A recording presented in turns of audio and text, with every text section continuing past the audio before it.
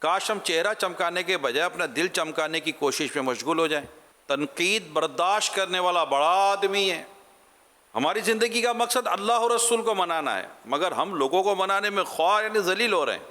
جنت میں لے جانے والے کاموں میں سے ایک کام مسلمان کو اپنے شر سے بچانا ہے۔ امیر سنت کی 786 نصیحت ہے۔ یہ کتاب بڑی زبردست عالیشان ہے۔ میں اس کتاب کی ایک اور خوبی آپ کو بتاؤں، آپ نے اس طرح کے عنوان پر مختلف کتابیں دیکھی ہوں گی، مگر یہ نصیحتیں ٹاپک وائز ہوں گی، عنوان کے ساتھ ہوں گی۔ اپنی اصلاح کے بارے میں نصیحت، اپنی شخصیت نکھارنے کے بارے 15 نصیحتیں، جس کو کریکٹر بلڈنگ کے طور پر آج کل لیا جاتا ہے کہ ایک طرف کی بات سن کر رائے قائم نہیں کرنی چاہیے۔ قرضہ ٹینشن لاتا اور نیند اڑاتا ہے۔ اس طرح علماء کرام کے بارے میں 18 نصیحتیں۔ واہ!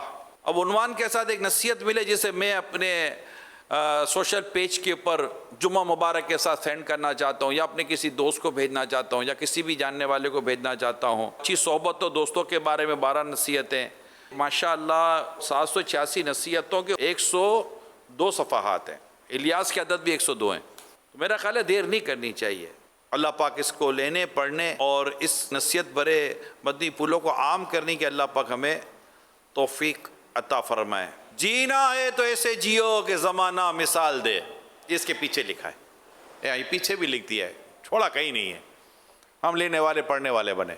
آپ دعا دے دو نا یار۔ یا اللہ پاک پیارے حبیب صلی اللہ علیہ وسلم کا صدقہ، جو کتاب امیر اہل سنت کی 786 نصیحتیں 72 گھنٹے میں پڑھ لے یا سن لے، ان سب کے حق میں یہ دعائیں اپنے حبیب کے صدقے میں قبول فرما۔ آمین۔ یا اللہ پاک اسے ان نصیحتوں پر عمل کرنے کی بھی توفیق عطا فرما، ایمان کی سلامتی مقدر فرما، بلا حساب جنت میں داخلہ مقدر فرما، تیرے حبیب کی شفاعت مقدر فرما، اور جنت الفردوس میں تیرے حبیب کا پیارا پیارا پڑوس عطا فرما، اور علم نافع کی برکتوں سے مالا مال فرما دے۔ آمین۔ آمین بجائے خاتم النبیین صلی اللہ تعالی علیہ وآلہ وسلم۔ صلو علی الحبیب صلی اللہ علیہ محمد۔